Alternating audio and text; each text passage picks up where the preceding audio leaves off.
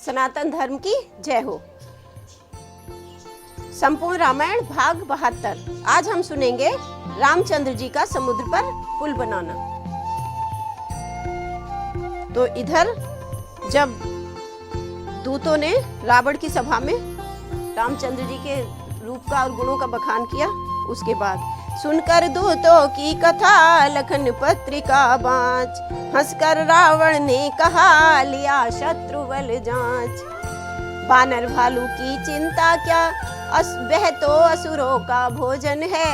रावण से लड़ने आते हैं, लड़कों का यही लड़कपन है।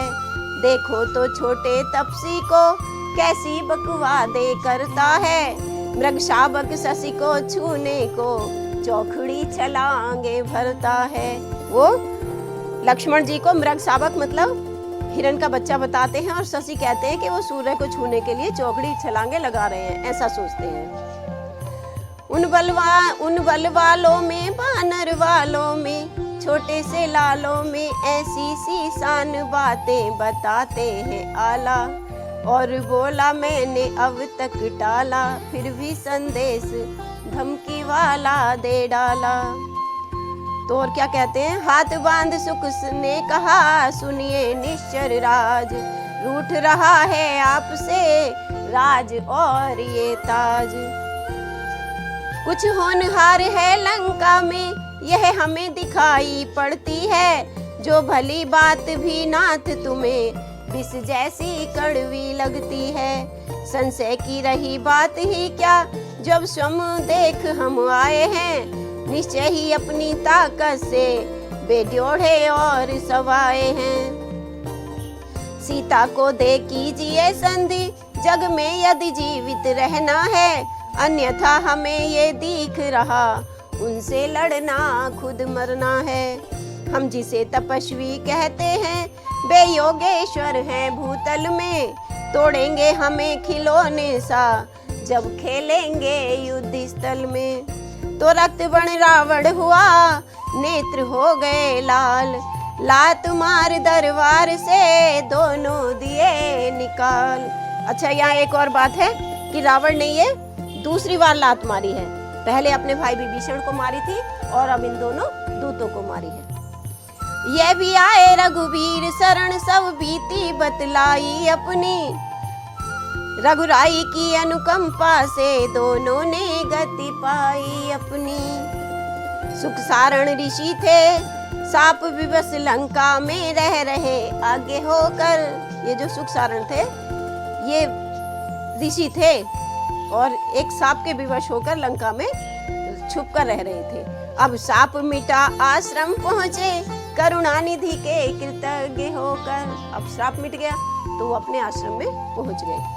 ओ विनय न सागर ने सुनी बीत गए दिन 3। अब उधर श्री रामचंद्र जी बार बार विनय कर रहे हैं, 3 दिन बीत गए, लेकिन रावण ने उन्होंने समुद्र ने उनकी एक बात नहीं सुनी। तो अब क्या होता है, तब उठे प्रभु ऊब कर रह न सके आसीन, बोले भय बिन होती न प्रीत, इस कारण बाण चलाना है।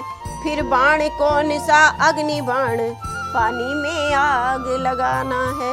रामचंद्र जी क्रोधित हो गए और बोले कि अब तो पानी में आग लगाएंगे, इसलिए अग्नि बाण को चलाएंगे।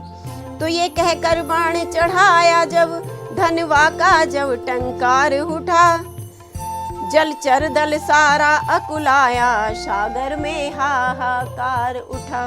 रामचंद्र जी का गुस्सा देखकर और अग्निबाण को धनुष पर चढ़ा हुआ देखकर सारे में हाहाकार मच गया। जल के भीतर जब आग उठी लहरों के ऊपर झाग उठे, फूटी वह ज्वालामुखी वहां पानी के सोते जाग उठे। ऊपर से प्रभु की क्रोधानल, नीचे से भड़की बड़वानल, दोनों अनलों में जब आया खल, तब फैली सागर में खलबल। अब तो कंचन थाल में मणिगण भरे अनूप, आया शरण कृपालु की धर मानव का रूप। मानव का रूप धरकर सागर जो है वहां पर उपस्थित हो गया। चरणों पर प्रथम नजर डाली, फिर हीरे मोती नजर किए, फिर हाथ जोड़कर खड़ा रहा, लज्जावश नीची नजर किए। फिर बोला क्षमा क्षमा राघव, तुम कृपा सिंधु हो, दानी हो, जलने जलने की ठहरा दी, आबरू न पानी पानी हो। आपने जल को जलाने की ठहरा दी है, इससे जो मेरी आबरू है वो कहीं पानी पानी ना हो जाए, मर्यादा ना समाप्त हो जाए। तो सिंधु वचन सुन हंस पड़े श्री रघुराज उदार, कहा बताओ कपिकटक किस प्रकार हो पार। शीस नवा उसने कहा सुनिए करुणागार, जो आज्ञा हो आपकी वही मुझे स्वीकार। तो प्रभु के प्रताप से क्षण भर में शोषण हो सकता है मेरा, पर इतना ध्यान रहे भगवन गौरव भी मिटता है मेरा। कहता है कि मेरा सम्मान भी तो मिट जाएगा, क्यों नहीं कार्य वह किया जाए जिसकी युग युग तक याद रहे, हो जाए विजय भी राघव की, सागर की भी मर्याद रहे। नल नील बड़े बरदानी हैं, बेजल पर सेतु बनाएंगे, अपने हाथों से रखेंगे तो पत्थर भी तैराएंगे। उन्हें ऐसा वरदान मिला हुआ है कि वो अपने हाथों से पानी में पत्थर रखेंगे तो वो तैरने लगेंगे, डूबेंगे नहीं। फिर मदद करेगा सागर भी, मन में यह छुपी भावना है, पुल बंधे विजय का हो लंका पर, पुल बंधे विजय हो लंका पर, मेरी भी यही कामना है। अग्नि बाण उन पर छोड़ो जो खल है मेरे उत्तर में, आरंभ सेतु का कार्य करो अत्यंत शीघ्र शुभ अवसर में। ये जो अग्नि बाण श्री रामचंद्र जी ने बाण पर चढ़ा लिया था, अब इसको भी कहीं ना कहीं तो छोड़ना था, तो बताते हैं कि मेरे उत्तर में छोड़ो। तो उत्तर में क्या था?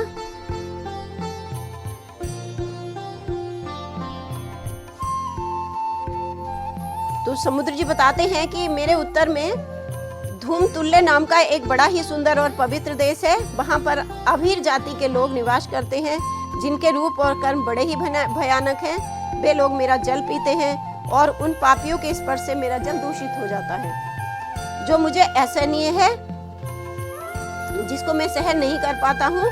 आप अपना बाण वहीं पर छोड़िए। यह सुनकर रामचंद्र जी ने अपना बाण वहीं पर छोड़ दिया।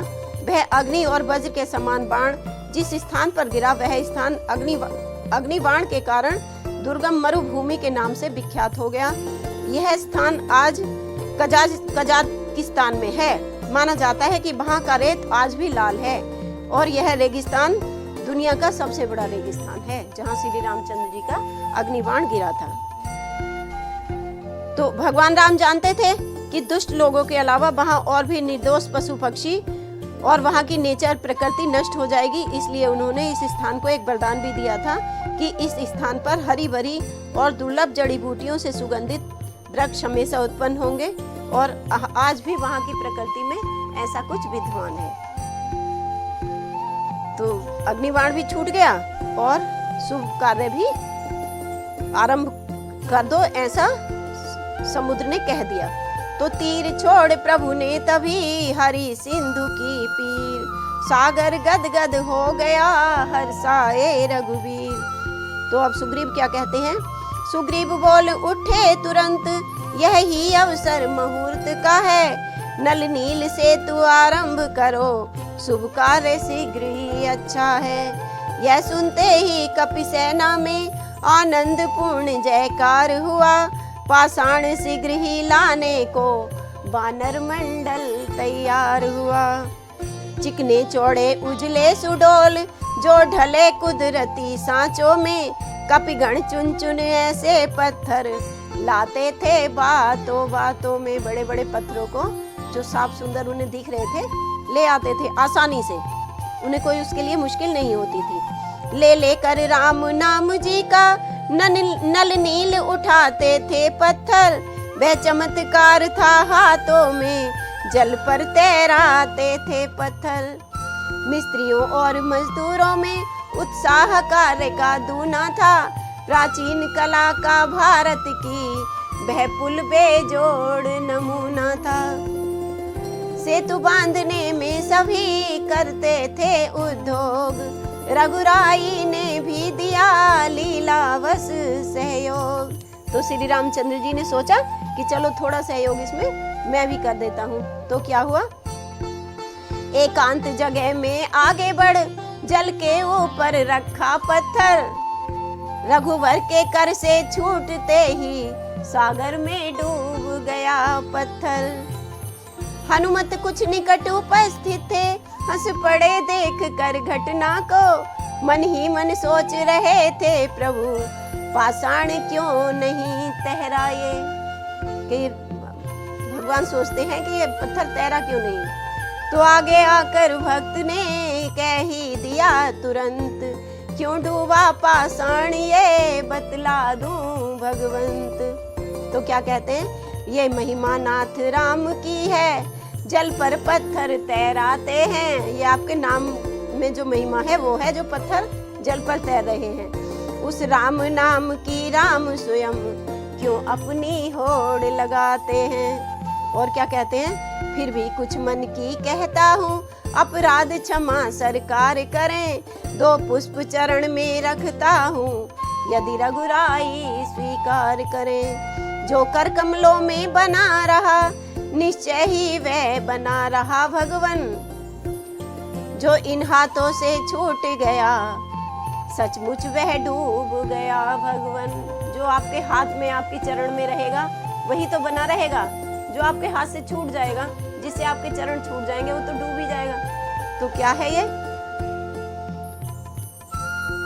कि जिसे पकड़ोगे हो, जिसे पकड़ोगे नाथ तरेगा वही, जिसे पकड़ोगे नाथ तरेगा वही, जिसे छोड़ोगे पल भर में डूब जाएगा, हो जिसे छोड़ोगे पल भर में डूब जाएगा।